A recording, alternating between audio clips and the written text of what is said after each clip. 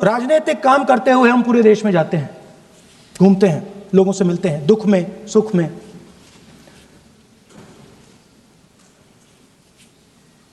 जब भी मैं फोर्सेस के किसी भी व्यक्ति से मिलता हूं, जैसे ही मैं हाथ मिलाता हूं, और ये आपको भी फील हुआ होगा, जैसे ही मैं हाथ मिलाता हूं मुझे पता लग जाता है कि ये हिंदुस्तान की फोर्सेस सेना का आदमी है।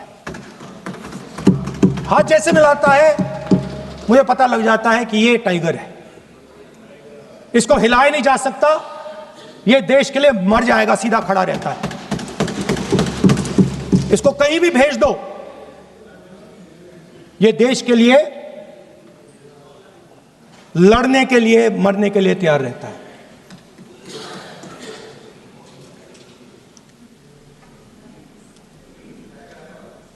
सर, टाइगर को पूरी फ्रीडम देनी पड़ती है। टाइगर को आप बांध नहीं सकते हो। अगर आपने टाइगर से सच्चा काम लेना है, पूरा काम लेना है, तो आपको टाइगर को पूरी छूट देनी पड़ेगी। सर, दो शब्द हैं, एक पॉलिटिकल विल और दूसरा फ्रीडम ऑफ ऑपरेशन। मतलब अगर आप हिंदुस्तान की सेना, एयरफोर्स, नेवी का प्रयोग करना चाहते हो, आपके पास सबसे पहले 100% पॉलिटिकल विल होनी चाहिए, और दूसरा, अगर आप सेना का प्रयोग करना चाहते हो तो आपको फुल फ्रीडम ऑफ ऑपरेशन देना पड़ेगा। राजनाथ सिंह जी ने अपने भाषण में कल 1971 और सिंदूर का कंपैरिजन किया, और मैं उनको याद दिलाना चाहता हूं, 1971 में पॉलिटिकल विल थी, इंडियन ओशन में 7th फ्लीट आ रही थी, हिंदुस्तान की ओर आ रही थी, और उस समय के प्रधानमंत्री ने कहा, हमें जो बांग्लादेश में करना है हम करेंगे, आप आ जाओ, जितना आना है आ जाओ, हम करेंगे। Political will, without any confusion. Super power of the world is coming with its aircraft carriers, hundreds of aircraft, political will. The Prime Minister of India says, we don't care. Come. But हमारा जो काम है हम उसे पूरा करेंगे। General Manekshaw ने इंदिरा गांधी जी से कहा कि मैं ऑपरेशन गर्मी में नहीं कर सकता हूं, नहीं करूंगा, मुझे 6 महीने चाहिए। इंदिरा गांधी जी ने उन्हें कहा, आपको 6 महीने चाहिए, 1 साल चाहिए, जितना भी आपको समय चाहिए आप लीजिए, क्योंकि आपको फ्रीडम होनी चाहिए, फ्रीडम ऑफ एक्शन आपको होना चाहिए, फ्रीडम ऑफ मैनूवर आपका होना चाहिए। 1 लाख पाकिस्तानी सोल्जर सरेंडर किए, एक नया देश बना।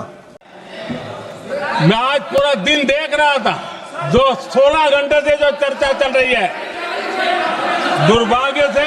प्लीज बैठिए, सब जवाब दे दिया आपका, आप सुनते नहीं, सबका जवाब दे दिया, प्लीज। हाँ, दुर्भाग्य से सुनिए जवाब। कांग्रेस को पाकिस्तान के मुद्दे इंपोर्ट करने पड़ रहे हैं।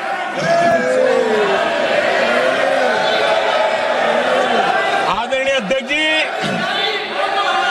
आज के वॉरफेयर में इंफॉर्मेशन और नैरेटिव्स की प्लीज बैठिए। बहुत बड़ी भूमिका है। नैरेटिव घड़ करके, एआई का भी भरपूर उपयोग करके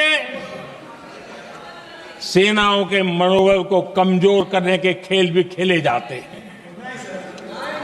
जनता के अंदर अविश्वास पैदा करने के भी भरपूर प्रयास होते हैं। दुर्भाग्य से कांग्रेस और उसके सहयोगी पाकिस्तान के ऐसे ही प्रपंच के प्रवक्ता बन चुके हैं।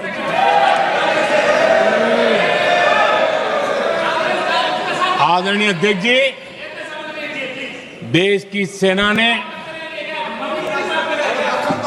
आदरणीय अध्यक्ष जी, ये तरीका है देश आपका? की सेना ने बैठिए बैठिए। देश की नहीं, सेना ने सुनते नहीं। सर्जिकल स्ट्राइक की बैठिए।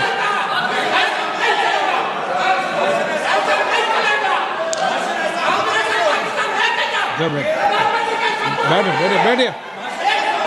आदरणीय अध्यक्ष जी, देश की सेना ने सफलतापूर्वक सर्जिकल स्ट्राइक की तो तुरंत कांग्रेस वालों ने सेना से सबूत मांगे थे, लेकिन जब उन्होंने देश का मूड देखा, देश का मिजाज देखा, तो सुर उनके बदलने लगे और बदल करके क्या कहने लगे? कांग्रेस के लोगों ने कहा, ये सर्जिकल स्ट्राइक क्या बड़ी बात है, ये तो हमने भी की थी। एक ने कहा 3 सर्जिकल स्ट्राइक की थी, दूसरे ने कहा 6 सर्जिकल स्ट्राइक की थी, तीसरे ने कहा 15 सर्जिकल स्ट्राइक की थी। जितना बड़ा नेता उतना बड़ा आंकड़ा चल रहा था।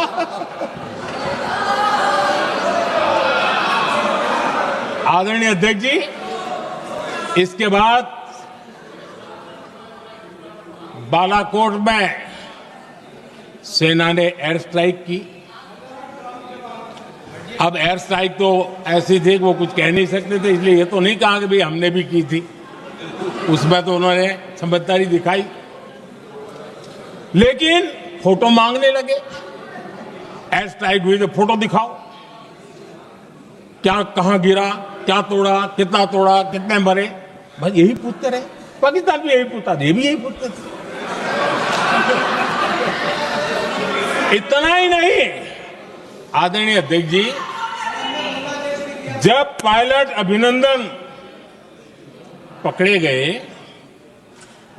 तो पाकिस्तान में तो खुशी का माहौल होना स्वाभाविक था कि उनके हाथ में भारतीय सेना का एक पायलट उनके हाथ लगा था। लेकिन यहां पर भी कुछ लोग थे जो कानों कानों में कह रहे थे,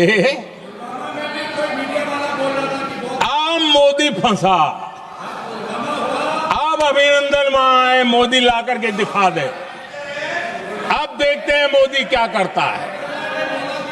आज डंके की चोट पर अभिनंदन वापिस आए।